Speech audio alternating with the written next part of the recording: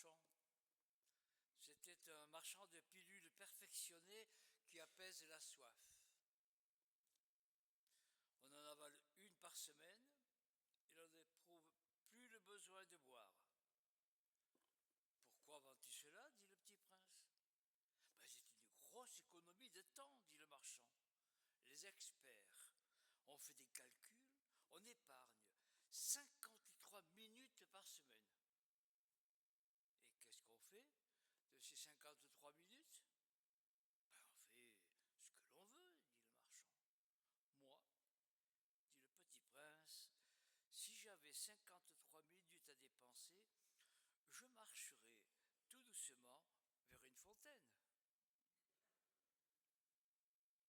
Voilà, ce culte va vous coûter environ 53 minutes.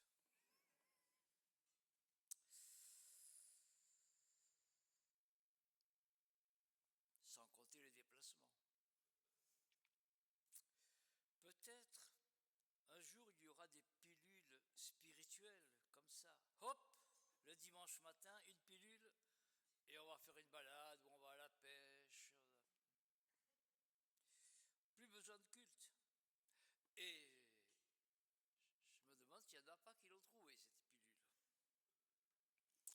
Enfin, nous avons choisi de mettre ce temps à part pour venir les uns vers les autres, recevoir une parole qui va nous désaltérer comme une fontaine pendant qu'on chante, pendant qu'on prie, pendant qu'on communie.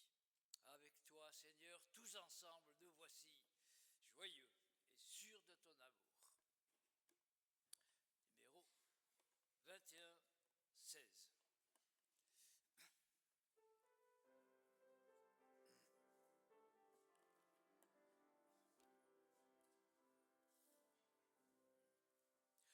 Avec toi, Seigneur, tous ensemble, nous voici joyeux et sûrs de ton amour. Tu nous as rassemblés dans la joie de ta présence, et c'est toi qui nous unis.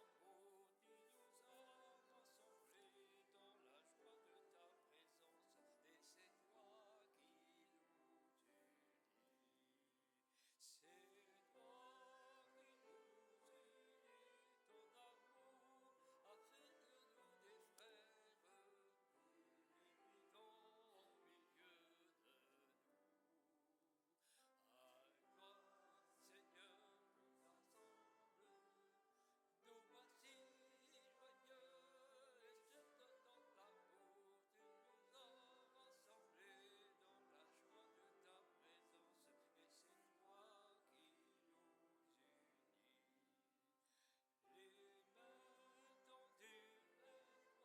Tu nous as rassemblés dans la joie de ta présence, et c'est toi qui nous unis. Les mains tendues vers toi, nous venons t'offrir notre prière. Tu es vivant au milieu de nous. Avec toi, Seigneur, nous ensemble, nous voici joyeux et sûrs de ton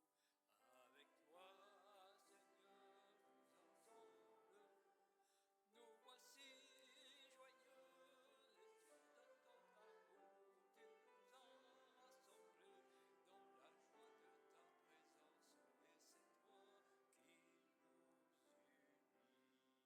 dans la joie de ta présence, et c'est toi qui nous unis. C'est à ton appel, nous voulons entendre ta parole. Tu es vivant au milieu de nous. Avec toi, tous ensemble, nous voici joyeux et sûrs de ton amour.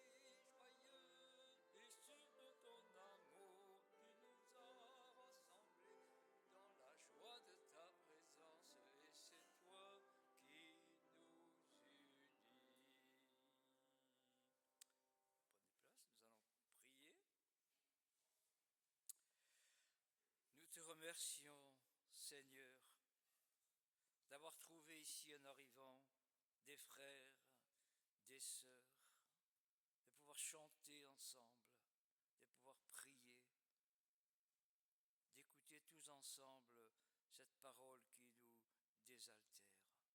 Nous te remercions parce que c'est toi qui nous accueilles. Nous te remercions parce que tu nous connais, tu connais nos besoins, et nous croyons que tu es un Dieu personnel. Comme tu veux bénir ton peuple, tu bénis chacun de nous aussi. Merci Seigneur.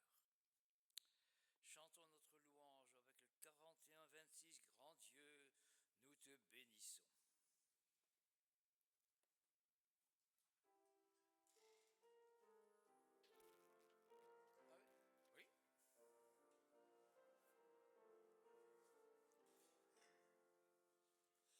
Grand Dieu,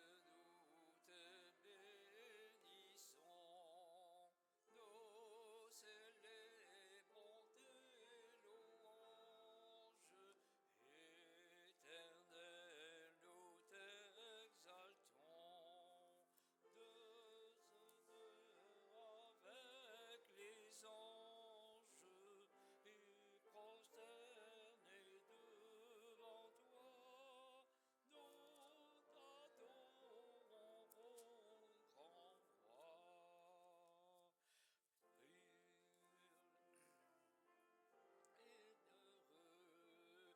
Et heureux les trônes et les puissances, tous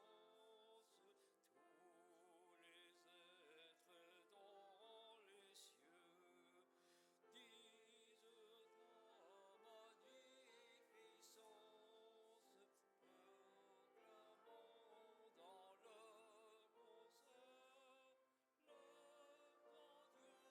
le grand Dieu de l'univers. Saint, Saint, Saint est l'Éternel, le Seigneur des armées. Son pouvoir est immortel, ses œuvres partout semées, son éclat et sa grandeur, sa majesté, sa splendeur. Oui, ton héritage? Ton église dans les cieux,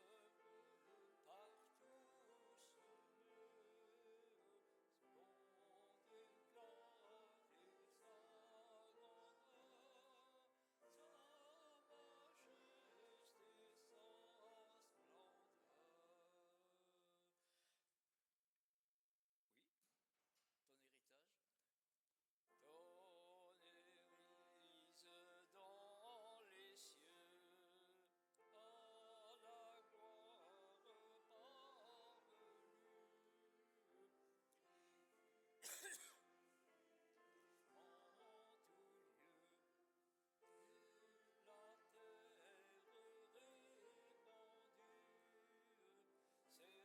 gloire parvenue, en tout lieu, la terre répandue, célèbre d'un même cœur ta louange au Rédempteur. Merci, prenez place.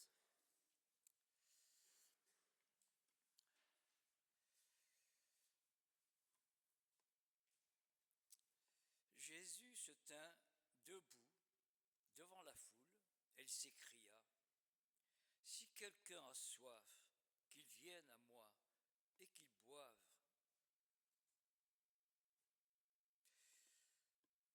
Alors au moment de la confession des péchés, voici,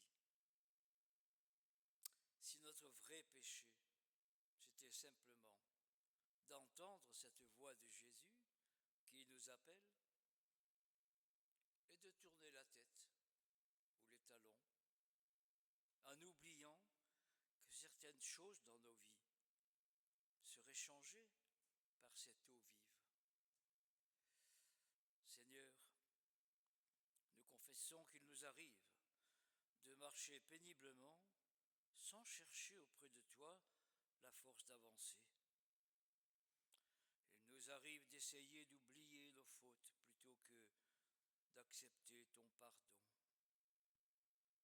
Il nous arrive d'oublier tes bénédictions et de rouspéter contre les autres, nous révolter contre les événements au lieu de te rendre grâce. Nous nous arrêtons un instant, nous tendons l'oreille et comme la Samaritaine près du puits, nous te disons, donne-nous toujours de cette eau. L'eau que je te donnerai, dit Jésus, sera comme une source d'eau vive, jusque dans la vie éternelle. Alléluia.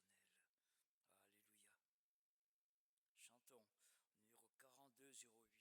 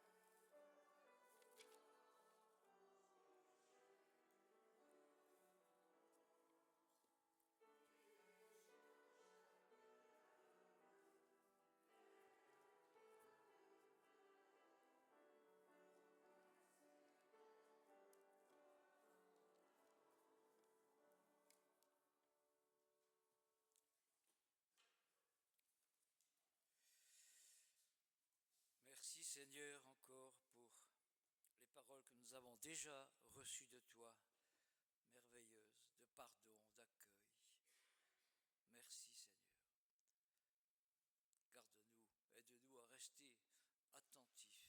Garde-nous de la distraction, de l'hypocrisie, de l'endurcissement. Nous écoutons ta parole. Merci Seigneur. Amen.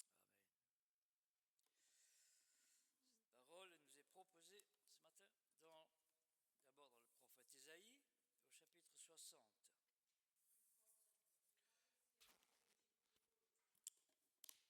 Vous allez voir, vous allez m'entendre.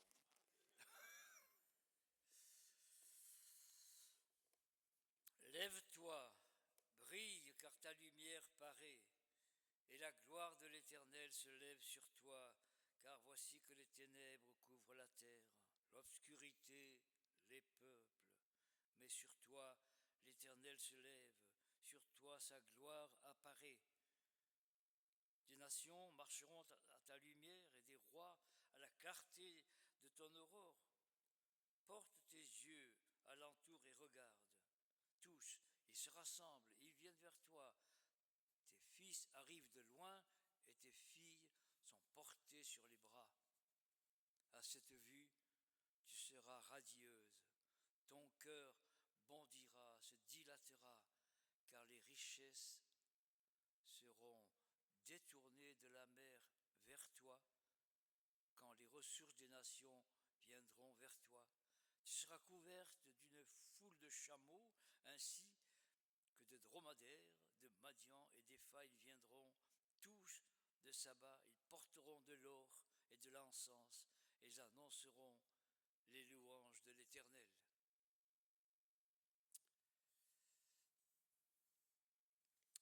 Alors, deuxième lecture dans l'épître aux Éphésiens, au chapitre 3. Vous avez entendu parler de la grâce de Dieu qui m'a été accordée pour que je vous en fasse part. C'est par révélation que j'ai eu connaissance du mystère, comme je viens de l'écrire en quelques mots. En les lisant, vous pouvez comprendre l'intelligence que j'ai du mystère de Christ. Ce mystère n'avait pas été porté à la connaissance des fils des hommes dans les autres générations, comme il a été révélé maintenant par l'Esprit à ses saints apôtres et prophètes. Les païens ont un même héritage, forment un même corps et participent à la même promesse en Christ Jésus par l'Évangile. Et le dernier texte qui est proposé pour la méditation, dans l'Évangile selon Luc, au chapitre 2. Jésus étant né à Bethléem, en Judée, au temps du roi Hérode, des mages d'Orient arrivèrent à Jérusalem et dirent « Où est le roi des Juifs qui vient de naître ? Car nous avons vu son étoile en Orient, et nous sommes venus l'adorer. » À cette nouvelle, le roi Hérode fut troublé, et tout Jérusalem avec lui. Il assembla tous les principaux sacrificateurs et les scribes du peuple pour leur demander où devait naître le Christ. Ils lui dirent « À Bethléem, en Judée, car voici ce qui a été écrit par le prophète. Et toi, Bethléem, terre de Juda, tu n'es certes pas la moindre parmi les principales villes de Juda, car de toi sortira un prince qui fera paître Israël, mon peuple. » Alors Hérode fit appeler en secret les mages et se fit préciser par eux l'époque de l'apparition de l'étoile. Puis, il les envoya à Bethléem en disant « Allez, prenez des informations précises sur le petit enfant. Quand vous l'aurez trouvé, faites-le moi savoir afin que j'aille moi aussi l'adorer. » Après avoir entendu le roi, ils partirent et voici, l'étoile qu'ils avaient vue en Orient les précédait. Arrivée au-dessus du lieu où était le petit enfant, elle s'arrêta. À la vue de l'étoile, ils éprouvèrent une très grande joie. Ils entrèrent dans la maison, virent le petit enfant avec Marie, sa mère, se prosternèrent et l'adorèrent. Ils ouvrirent ensuite leur trésor et lui offrirent en présent de l'or, de l'encens et de la myrrhe. Puis, divinement avertis en songe de ne pas retourner vers Hérode, ils regagnèrent leur pays par un autre chemin.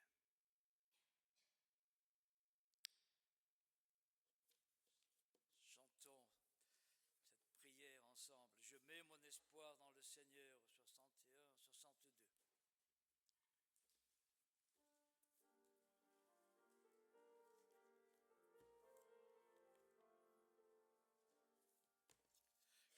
Je mets mon espoir dans le Seigneur, je suis sûr de sa parole. Je mets mon espoir dans le Seigneur, je suis sûr de sa parole.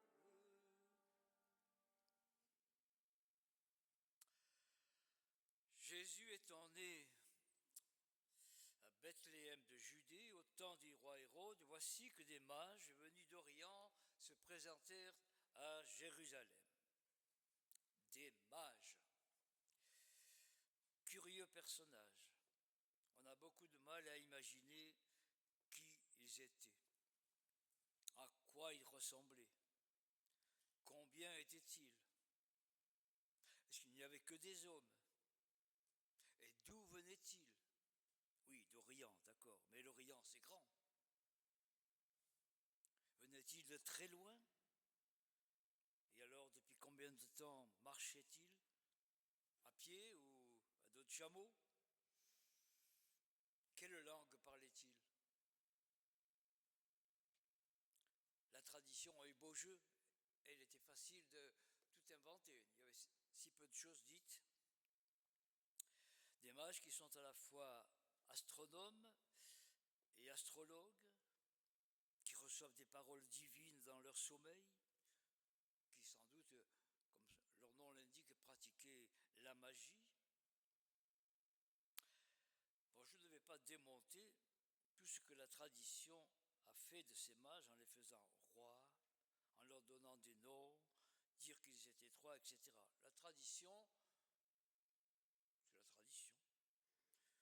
Mais ça ne nous empêche pas de garder l'essentiel de ce texte. Ça n'empêche pas du tout.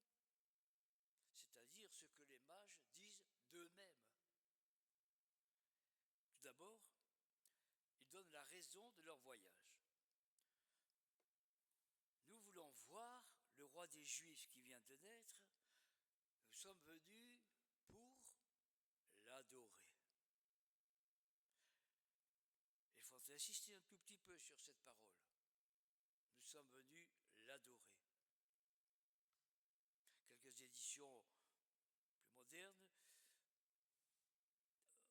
ont donné, les traducteurs ont donné, nous sommes venus lui rendre hommage. C'est proche. Mais la plupart ont quand même conservé ce verbe d'adorer. Le texte original dit bien, même encore plus fort, nous sommes venus nous prosterner devant lui. C'est le verbe grec qui est employé. Proskneo. Voilà, alors. Et de fait, en arrivant à Bethléem, ils sont remplis d'une grande joie. Le texte dit même remplis fortement d'une grande joie. Alors, ouais, voilà. Ils entrent dans la maison, qui n'est sans doute plus l'étable à ce moment-là. Ils entrent dans la maison, ils voient la mère et l'enfant, dit le texte. Joseph n'est pas là, en tout cas, rien n'est dit. Il n'y a pas non plus, comme dans nos crèches, des bergers, des mages, des animaux. Non, il y a la mère et l'enfant. Et ils se prosternent devant l'enfant. Et ils adorent l'enfant. Se sont-ils agenouillés? Ont-ils baisé le sol? Se sont-ils seulement courbés? En tout cas, quel que soit le geste, il est une marque d'abord de respect, d'obéissance, de sujétion devant un roi.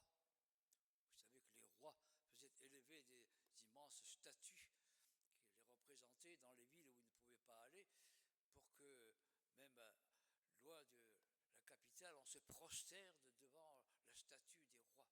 Voilà.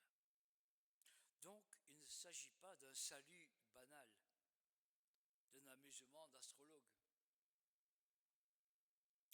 d'un geste de courtoisie, un acte de diplomatie. Non. Et c'est en cela que ce matin, ces mages me parlent.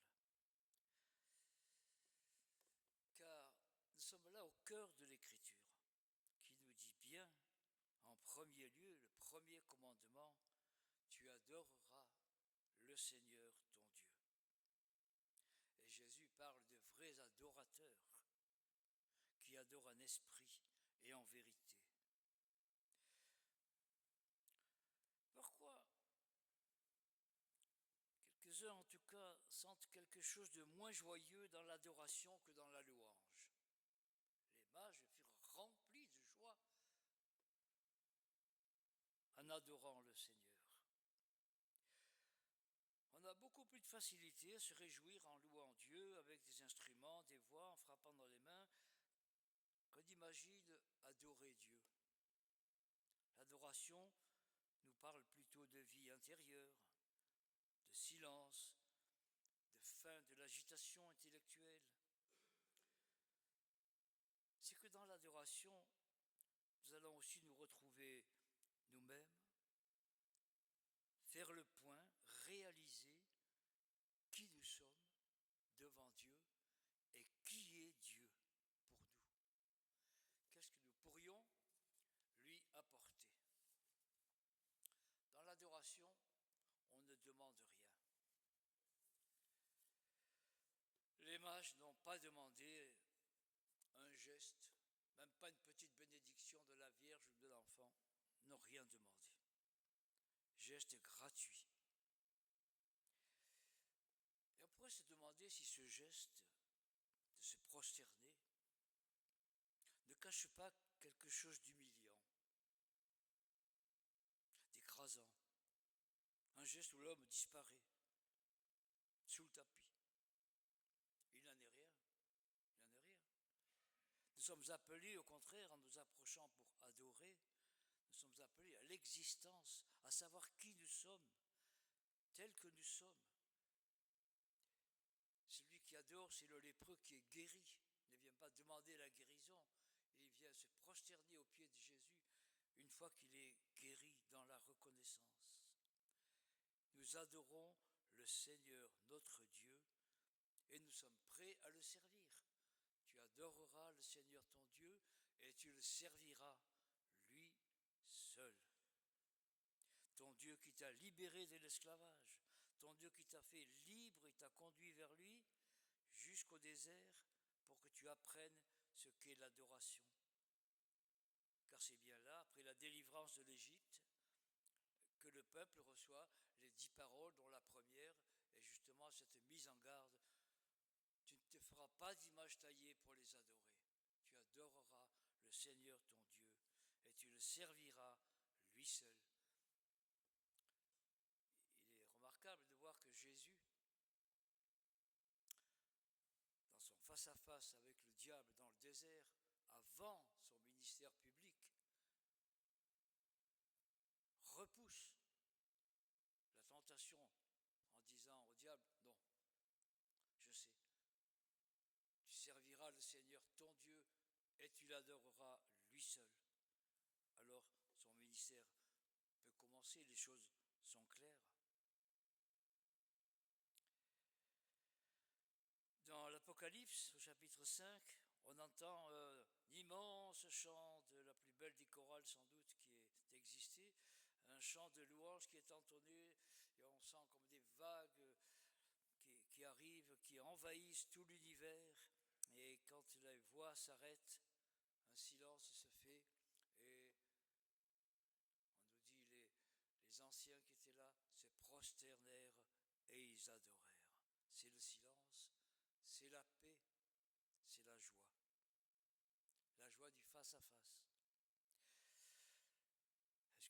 sages ont compris que ce roi des Juifs était aussi pour eux une promesse?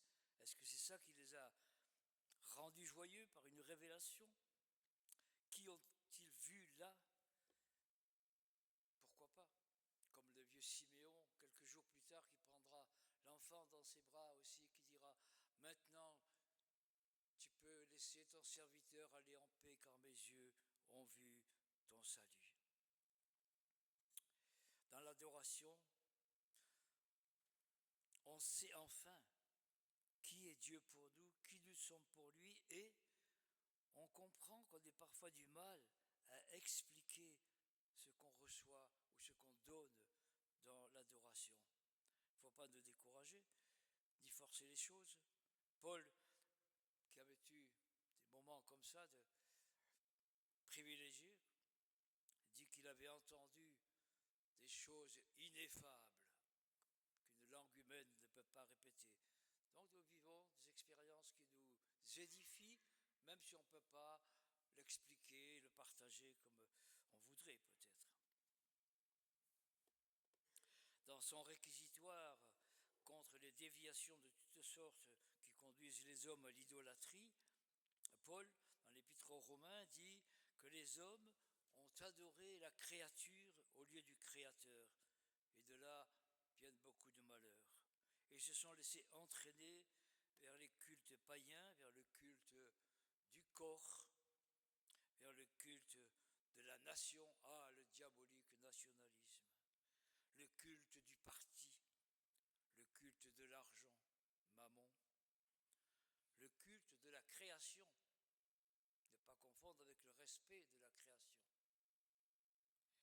Tous ces dangers nous guettent, comme ils étaient des pièges tendus à Jésus dans le désert.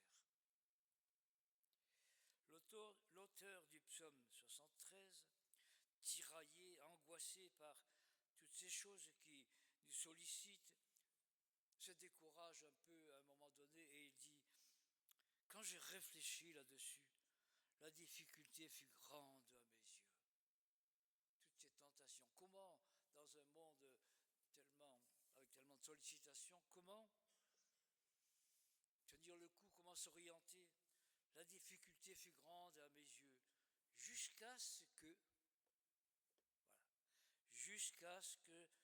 j'eusse pénétré dans ton sanctuaire. Et là, les choses s'éclairaient. Je vois le sort de ceux qui n'écoutent pas, n'aiment pas Dieu. Je vois le sort que tu réserves à ceux qui se confient en toi. Ce sanctuaire dans lequel nous entrons, j'ose pas le dire, mais c'est un peu ici aussi ce matin. Mais c'est tous les lieux où nous sommes attentifs à la parole de Dieu qui nous éclaire, qui nous évite de nous perdre dans cette forêt de tentation, d'idolâtrie. Ce que l'homme n'a jamais vu, ni jamais entendu, ce à quoi nul homme n'a jamais vraiment pensé, Dieu l'a révélé à ceux qu'il aime. Dans les moments d'intimité, il révèle dans sa parole le chemin, la vérité, la vie. Je ne peux pas citer tous les exemples, j'en cite encore un. Ésaïe, dans sa vision dans le temple de Jérusalem, les pans du manteau de Dieu remplissaient le temple à eux seuls. Et il est pris de panique, disant « Mais moi, je suis en présence de Dieu et je suis un pécheur. » Et là, l'ange lui annonce le pardon de ses péchés. Et là, il entend la voix qui lui dit « Qui enverrai-je » Et il dit « Moi ». Maintenant, il peut y aller, il n'a plus peur. Il a rencontré le Seigneur face à face.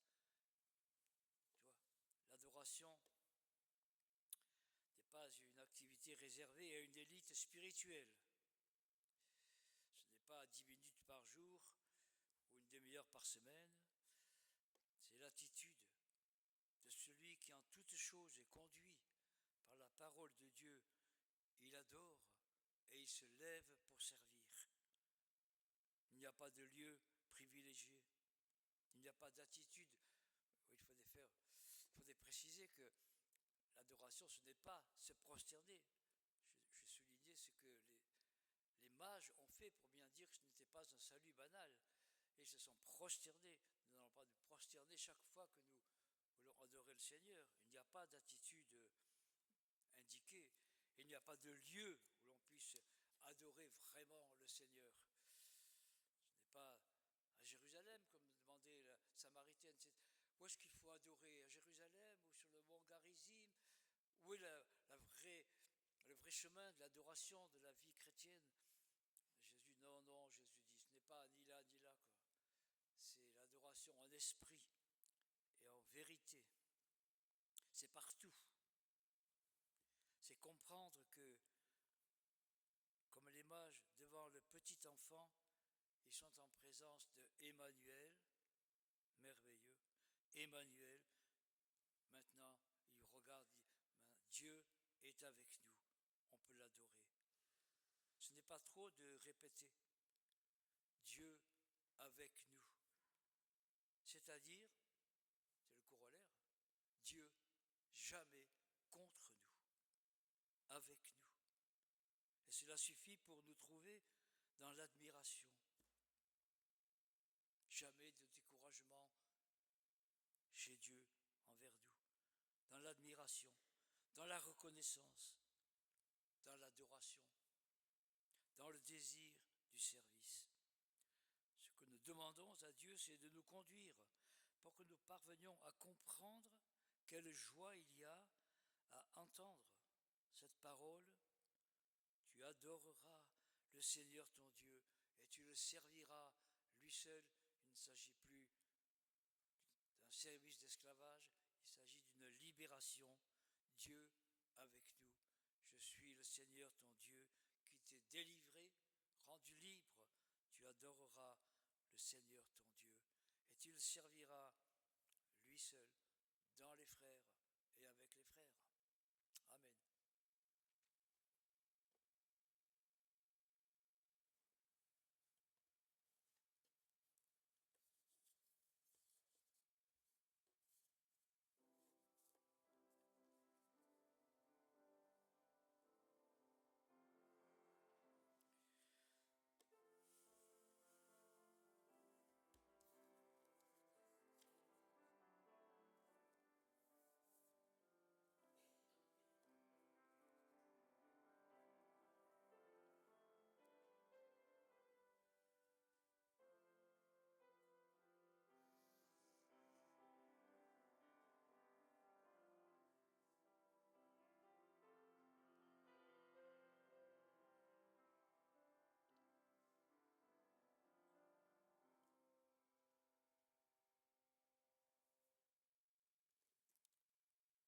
Nous allons chanter un numéro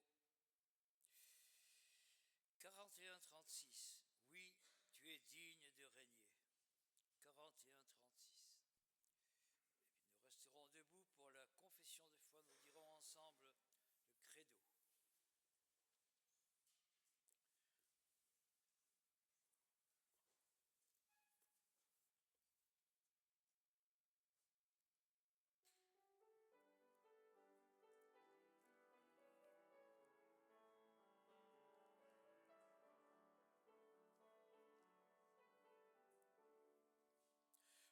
Oui, tu es digne de régner dans notre cœur. Tu es le roi de gloire. Alléluia. Alléluia,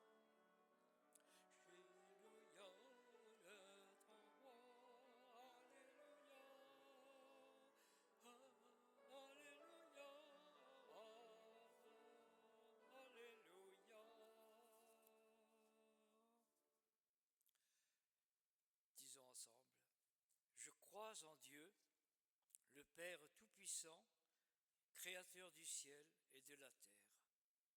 Je crois en Jésus-Christ, son Fils unique, notre Seigneur, qui a été conçu du Saint-Esprit et qui est né de la Vierge Marie. Il a souffert sous Ponce Pilate, il a été crucifié, il est mort, il a été enseveli, il est descendu aux enfers. Le troisième jour, il est ressuscité des morts. Il est monté au ciel, il siège à la droite de Dieu le Père Tout-Puissant. Il viendra de là pour juger les vivants et les morts. Je crois en l'Esprit Saint. Je crois en la Sainte Église universelle, la communion des saints, la rémission des péchés, la résurrection de la chair et la vie éternelle. Amen. Prenez place.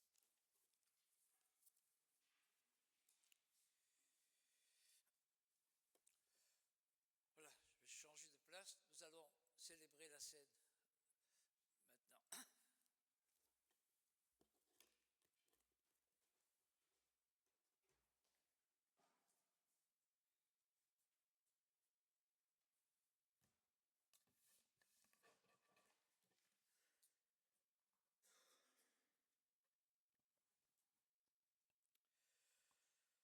C'est notre joie de te célébrer, ô Dieu notre Père, pour ce monde que tu as créé si beau.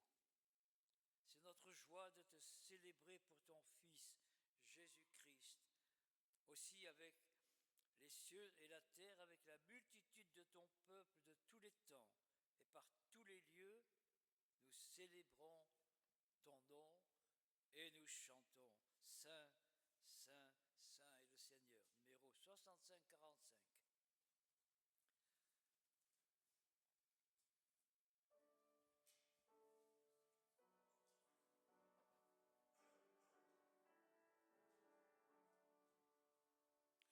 Saint, Saint, Saint, Saint est le Seigneur. Saint, Saint, Saint.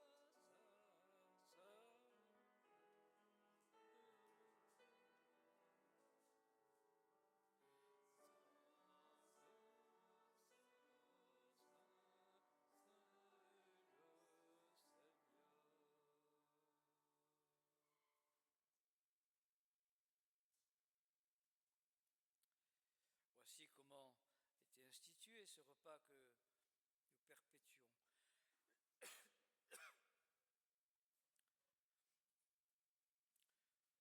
Le soir venu, Jésus se mit à table avec les 12. Pendant le repas, il prit du pain et après avoir rendu grâce, il le rompit et le leur donna en disant « Prenez, mangez, ceci est mon corps ».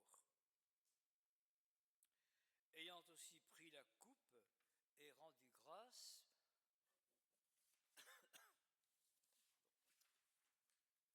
il la leur donna en disant « Buvez-en tous, car ceci est mon sang, le sang de l'alliance, répandu pour la multitude, pour le pardon des péchés.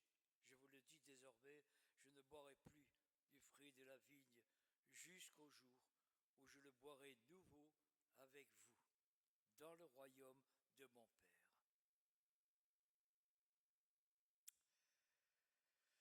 Nous allons nous rassembler un instant autour de la table, faire un grand cercle,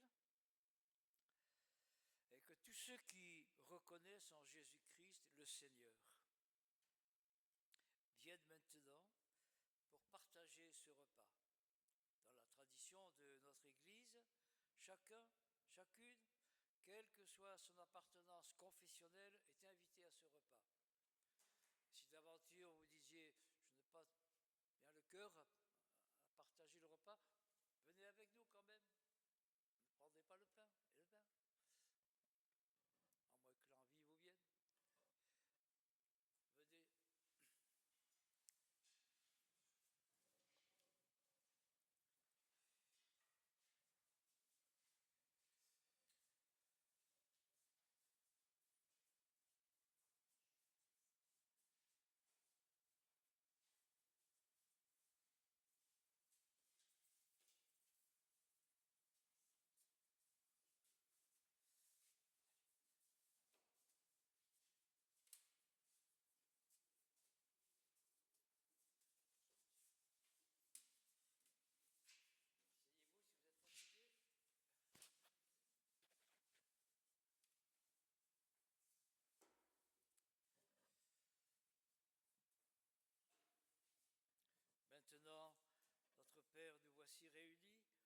partager ce pain et ce vin en mémoire de ton Fils.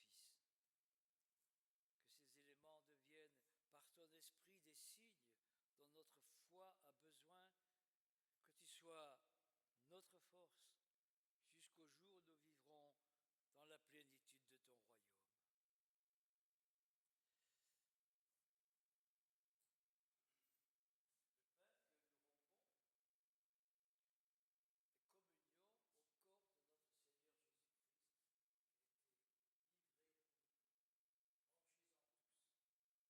rendons grâce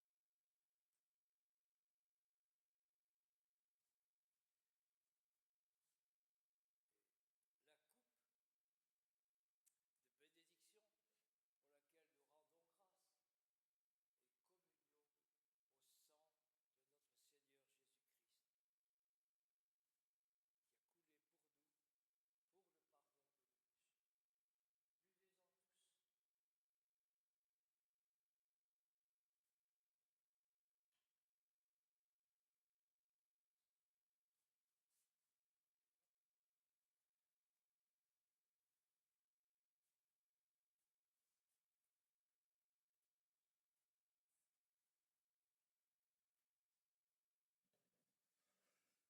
communion au sang de notre Seigneur Jésus-Christ qui a coulé pour nous pour le pardon de nos péchés. Buvez-en tous. Nous allons chanter a cappella la première strophe du cantique que vous connaissez par cœur. Tu es là au cœur de nos vies. Tu es là au cœur de nos vies, et c'est toi qui nous fais vivre. Tu es là au cœur de nos vies, bien vivant Jésus-Christ. Notre Père, nous te remercions pour ce que nous venons de partager.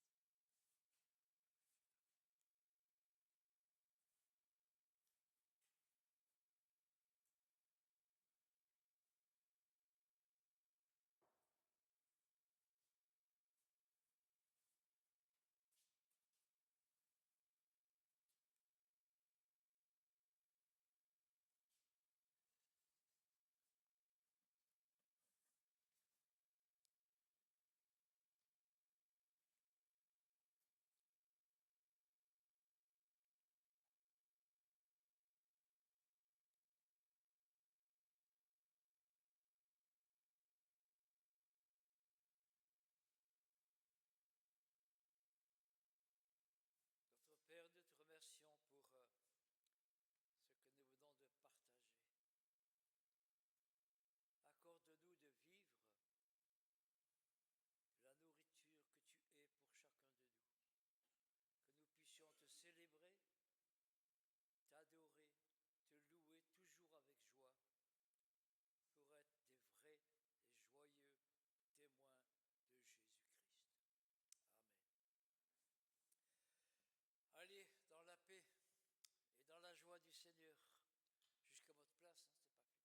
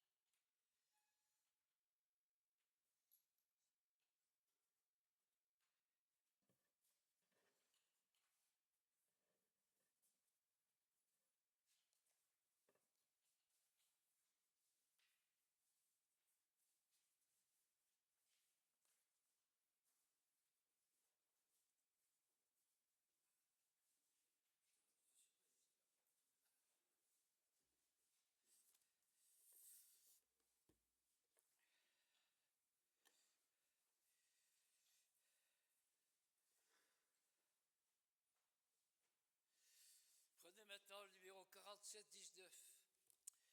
On va le chanter comme il faut.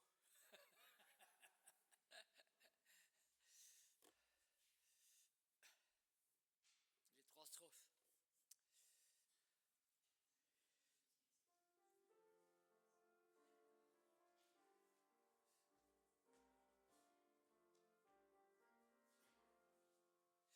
Tu es là au cœur de nos vies, et c'est toi qui nous fais vivre.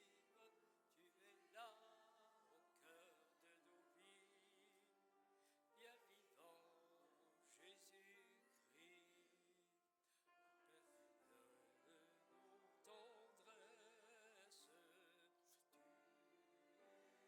Tu dans le matin de nos promesses, tu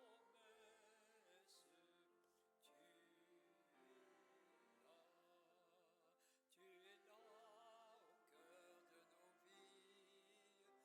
et c'est toi qui nous fais vivre. Tu es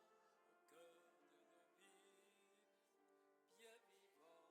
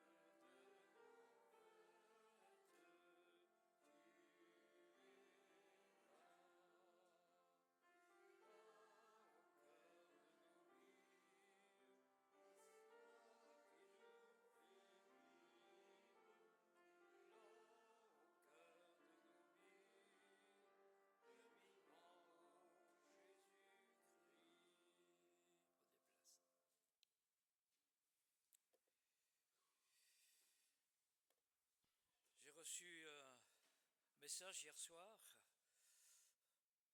très tard, 23h23, in extremis, de la part de Christophe.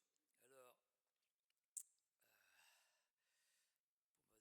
pour m'indiquer comment mettre le chauffage et me donner les annonces pour ce dimanche. Alors, culte, c'est mercredi 7 janvier à 15h au Clos Rousset, l'EHPAD de Saint-Marcel. Jeudi 8, Christophe dit, je présente le protestantisme au collège-lycée de Saint-Victor à Valence. Vendredi 9, conseil de paroisse local à 14h, salle Viblé. 14h, conseil. 15h, réunion de prière, coincé. Parce que le conseil reprendra après la réunion de prière. Voilà, ce qui permettra aux membres du CP de participer à la prière durant 3 quarts d'heure.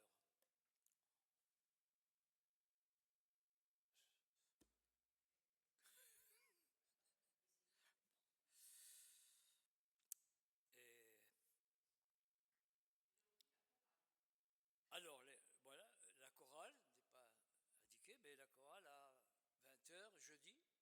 Voilà. Est-ce qu'il y a d'autres annonces ?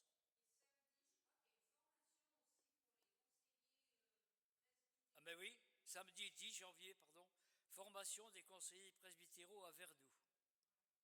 Et dimanche prochain à 11h, non, dimanche 11 à 10h le culte. Bien, voilà. Ben oui, ben oui. Ah oui.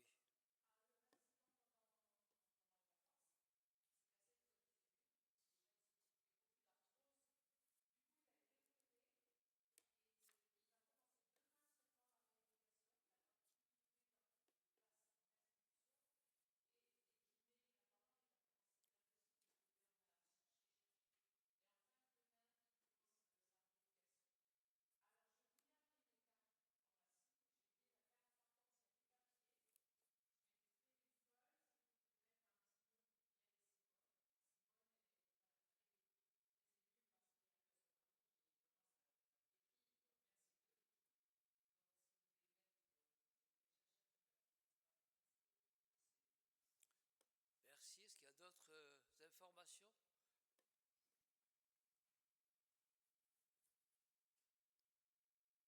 Alors nous allons prier. C'est toi, Seigneur, qui nous as appris à nous aimer les uns les autres et à te prier les uns pour les autres. Nous nous unissons pour te prier pour tous les hommes, nos frères, tous les peuples de la terre et pour ceux qui les gouvernent, pour la paix entre les peuples, pour notre pays, pour notre ville. Nous te prions pour ton Église universelle, pour notre paroisse. Nous te remercions pour tout ce que tu nous donnes par l'Église, pour tous ceux qui travaillent, œuvrent auprès des jeunes pour la diffusion de ton évangile à cette génération. Nous te prions pour les malades.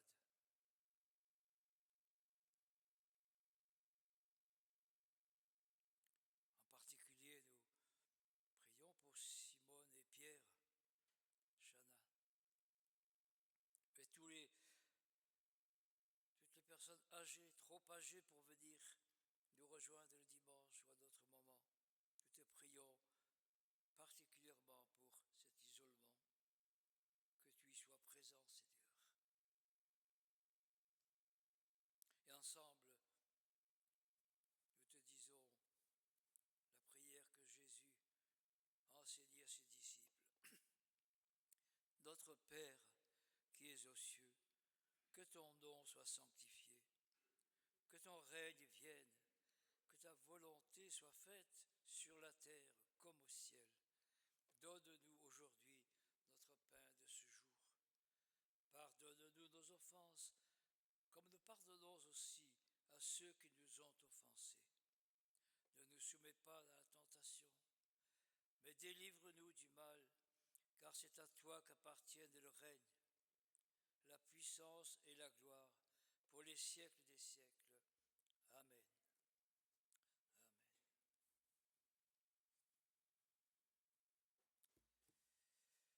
C'est le moment de l'offrande.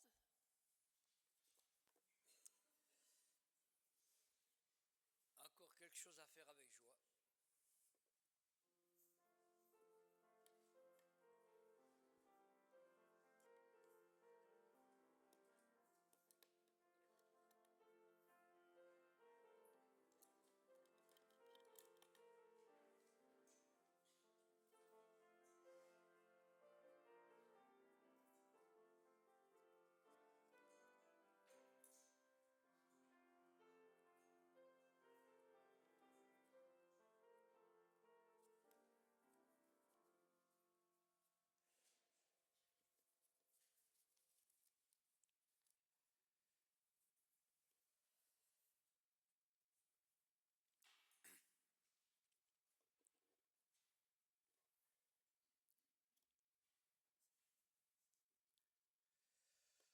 Comme dernier chant, je vous ai fait un petit cadeau de Noël.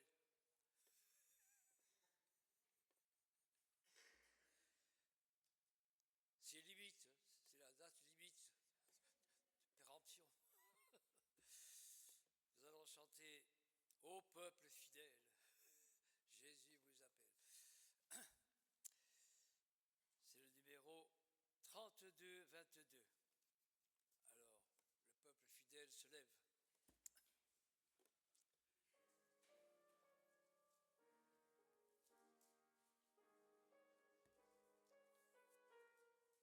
On va y arriver.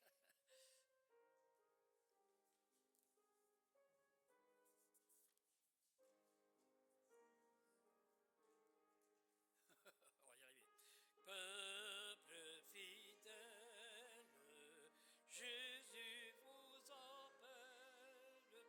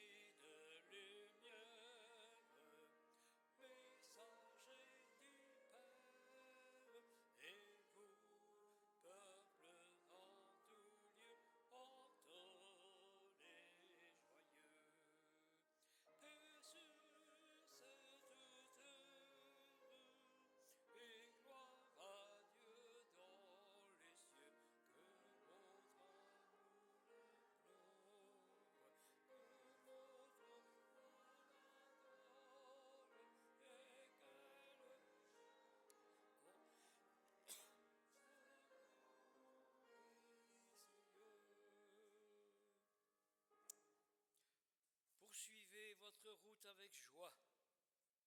Soyez enracinés et fondés en Jésus-Christ, affermis dans la foi et débordant de reconnaissance. Et que le Dieu Tout-Puissant vous bénisse et vous garde, vous et tous ceux qui d'une façon ou d'une autre dépendent de vous. Le Père, le Fils et le Saint-Esprit soient avec vous. Bonne année